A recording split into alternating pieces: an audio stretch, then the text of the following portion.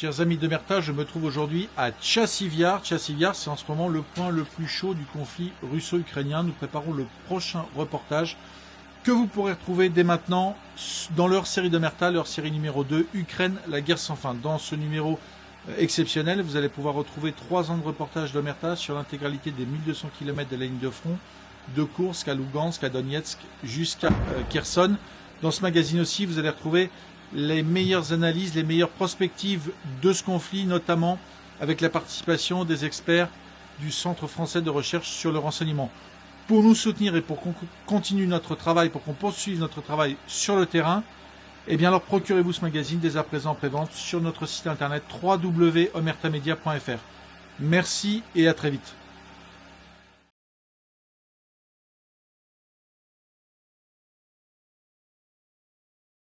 Et on va parler encore un peu de BHL avec notre invité Régis Le Sommier, reporter de guerre et directeur de la rédaction d'Omerta, parce que BHL, c'est aussi la guerre en Ukraine, c'est le tourisme morbide de toutes les guerres, et aujourd'hui, bien sûr, on parle beaucoup d'Ukraine, puisque Donald Trump veut changer la donne, et déjà, il parle à Vladimir Poutine, ce que ne faisait pas Joe Biden, mais bon, est-ce que Joe Biden parlait à qui que ce soit?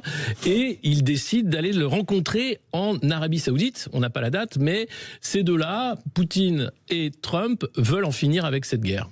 Oui, on est en train d'assister. Alors j'espère que pendant l'émission, il va pas se passer autre chose, parce qu'on a l'impression que quasiment, enfin en tout cas la journée de mercredi a été folle. Elle a commencé avec le nouveau secrétaire à la défense, Pete Hegseth, qui, en préambule de la conférence de Munich, déclare les Européens, c'est vous qui allez payer pour la sûreté de l'Ukraine, l'aide en Ukraine, c'est vous.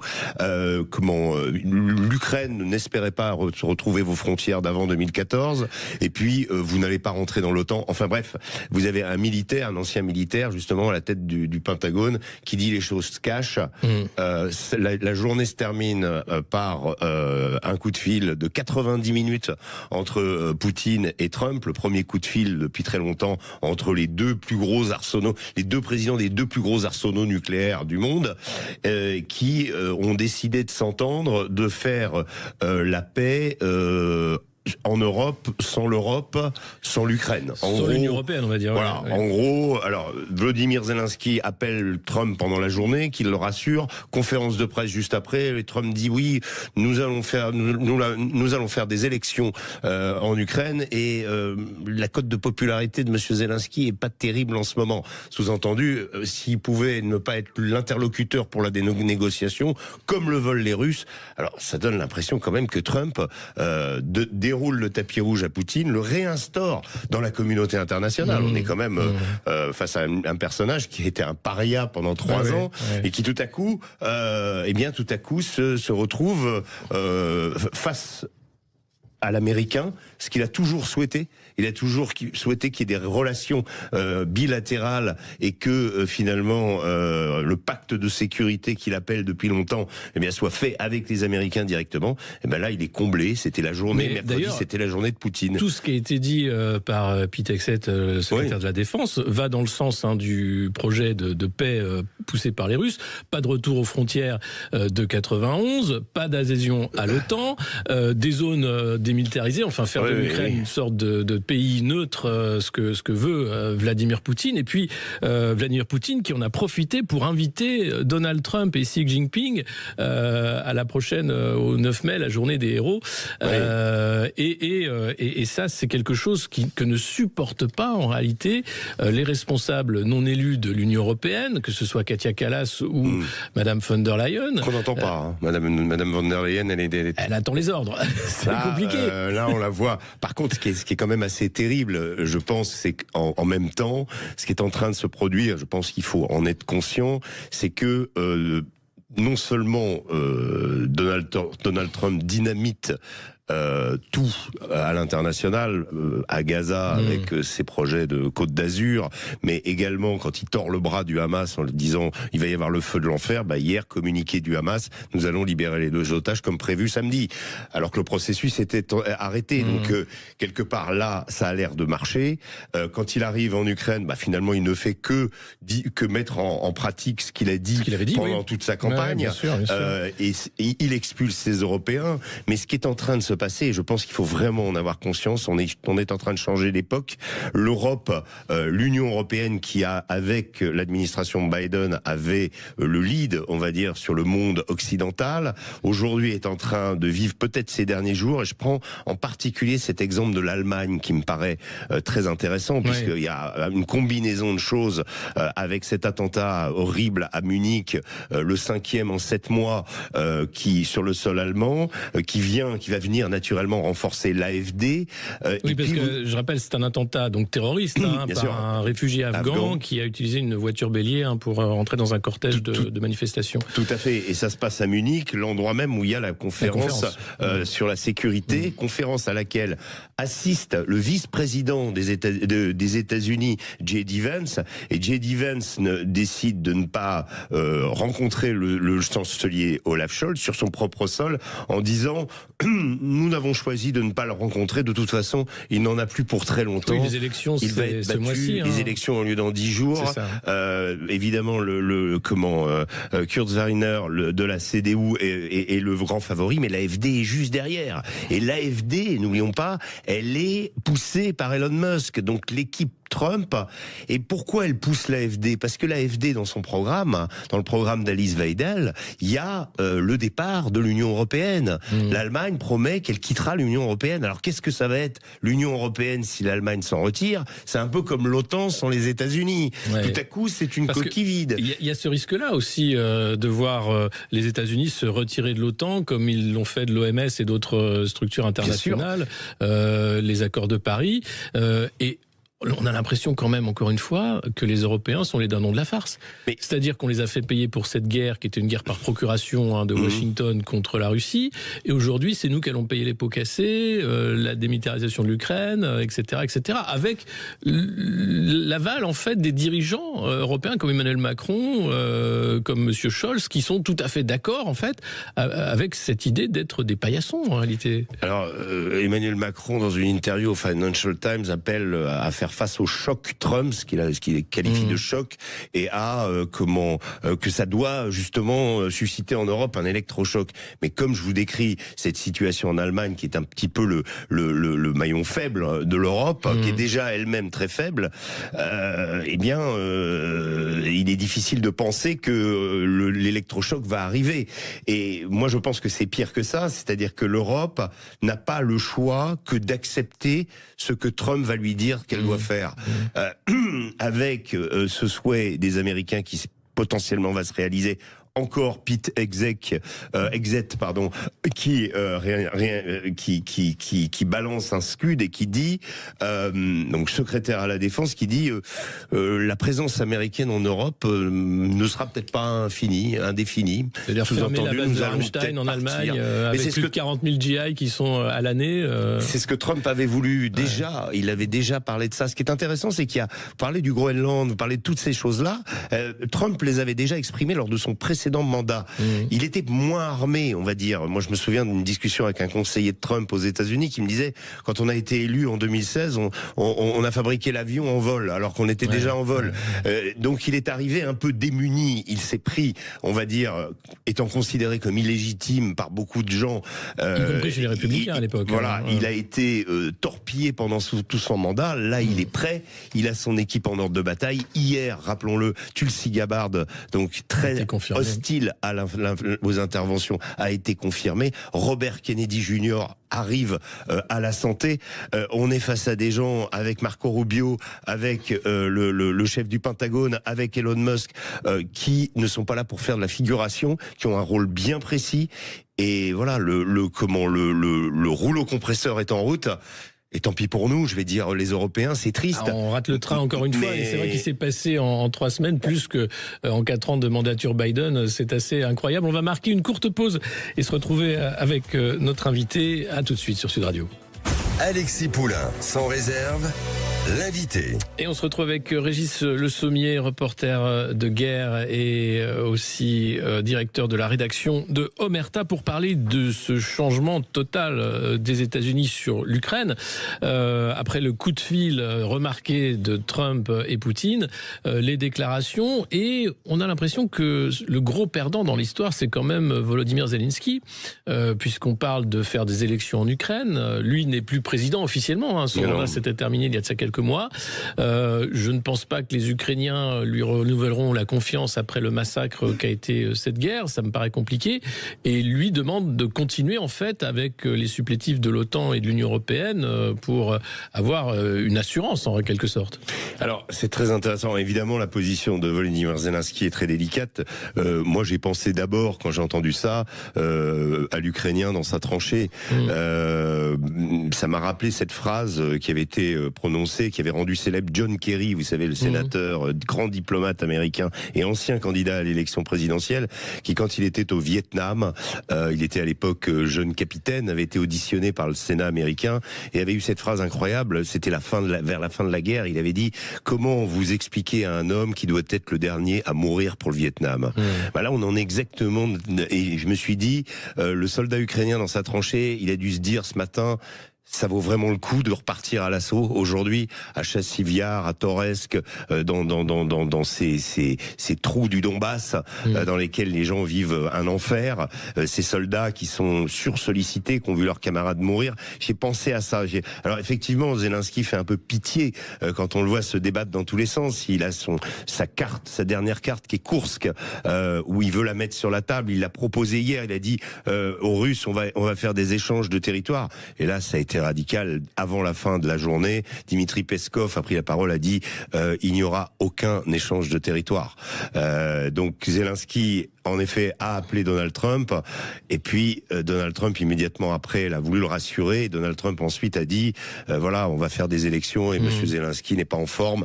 Donc lui coupant finalement peut-être cette dernière carte et montrant que finalement les jeux sont joués et sont faits. Est-ce que justement à propos de ces jeux qui sont faits, il n'est pas question maintenant de maquiller la défaite de l'OTAN, de l'Ukraine et de l'Union européenne pour expliquer que personne n'a perdu, mais qu'il faut être responsable, alors qu'il s'agit bien de ça. La guerre est perdue du côté occidental. Non, je pense que dans l'idée de Donald Trump, il y a de dire que cette guerre est le fait de son prédécesseur.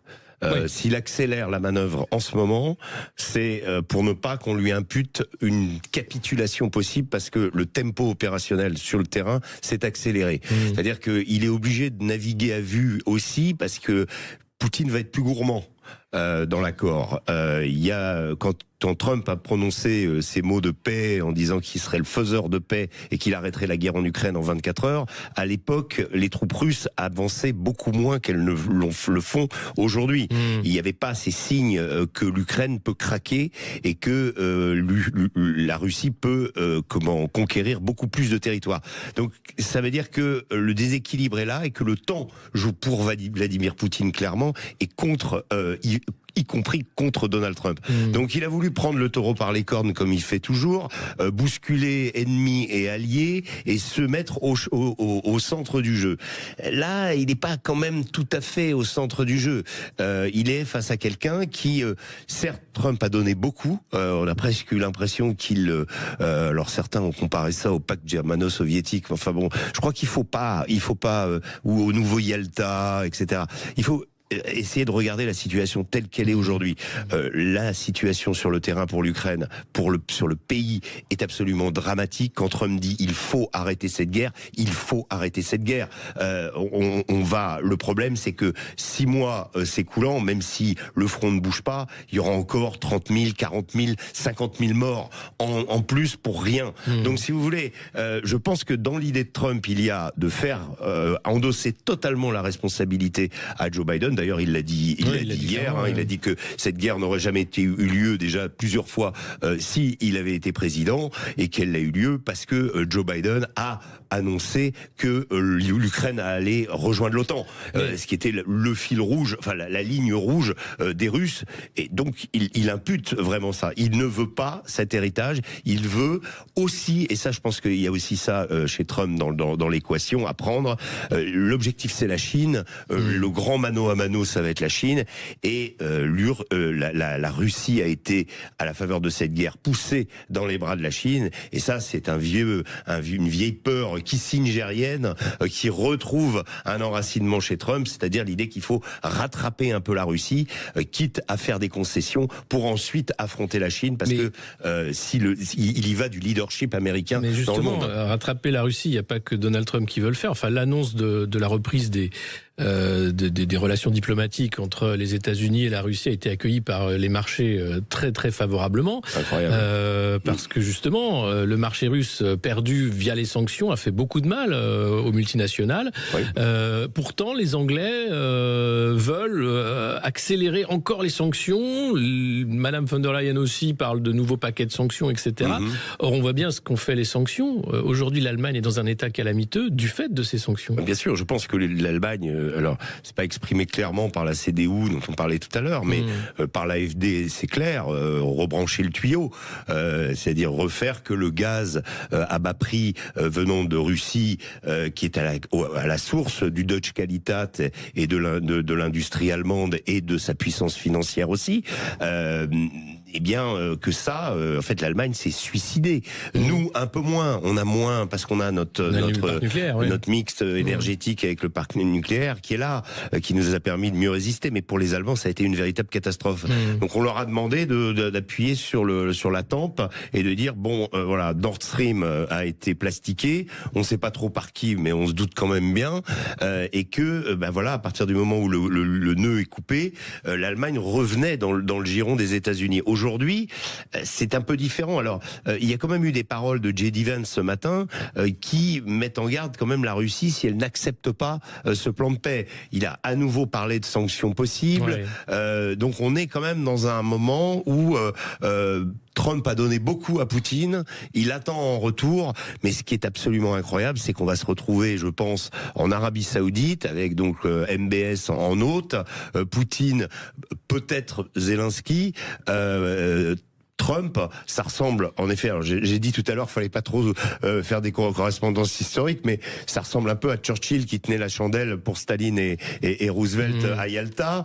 Là, que va faire l'Ukraine? L'avenir de l'Ukraine ne se décide pas à Kiev aujourd'hui, il se décide à Moscou et à Washington et pas à Bruxelles non plus. Justement, il est question de partage de l'Ukraine, puisque pas de restitution des territoires gagnés par la Russie. Les Américains, Trump qui veut récupérer aussi des territoires à hauteur de 500 milliards de dollars. Zelensky qui est prêt à brader certains de ces territoires ou des concessions pour ensuite avoir des mines sur des terres rares ou autres. Ça va être un destin à la Corée ou quelque chose comme ça pour l'Ukraine?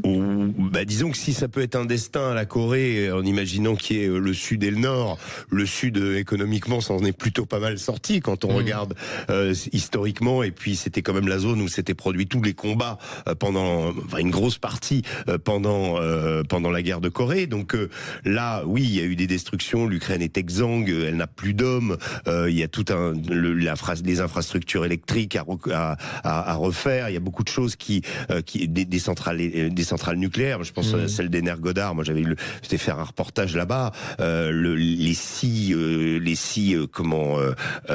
réacteurs sont à l'arrêt. Donc tout est à réorganiser. Et on ne se remet pas comme ça d'une guerre pareille. Mais là, je pense qu'il y a en effet, et là où Trump a le vent en poupe, c'est cette idée de dire on arrête là, stop. Alors les Russes, c'est ça. Reste l'équation des Russes, reste à savoir si Poutine va faire durer les négociations. Trump veut aller vite, Poutine a peut-être moins intérêt d'aller vite parce que son armée progresse. C'est toute la question, mais il y a aussi la question de la paix durable, c'est-à-dire un accord de paix, il faut qu'il soit juste pour qu'il soit durable, parce qu'il y a tous ces morts. Les Ukrainiens ne vont pas accepter une paix injuste. Non, les Ukrainiens sont, je vous dis, dans une situation terrible aujourd'hui, puisque l'impression d'avoir sacrifié une génération d'hommes pour finalement pas grand-chose. La frontière s'est déplacée depuis 2014, mais quand on regarde le Donbass, elle s'est pas tant déplacée que ça. Il y a eu en effet la moitié de l'oblast, on va dire, de Zaporizhzhia et la moitié de celui de Kherson, environ 20% du territoire ukrainien qui a été conquis par les Russes. Par rapport à ce qu'il y avait avant, le coût humain, le coût au niveau de la société, les traumatismes, parce que quand on parle souvent des morts, on oublie de parler des blessés, mais une société comme ça va être une société de gueule cassée aussi. Ouais, on se retrouve avec une situation à la 14-18. Mais oui, c'est ça, c'est pas une situation à la les Américains en Irak avec des gens qui ont perdu des jambes, mais un nombre limité de soldats. Là, c'est un nombre incroyable de soldats et en effet, vous avez raison sur le sacrifice, parce que le sacrifice forge la conscience nationale, et l'Ukraine qu'on disait artificielle, finalement c'est un pays qui a gagné et qui a, on va dire, par le sang, son indépendance quelque part. Mais où va-t-elle aller, cette indépendance? Eh bien, on en parlera sans doute dans les prochaines semaines, en fonction des réponses diplomatiques des uns et des autres. Merci beaucoup, Régis Le Sommier, d'avoir été notre invité.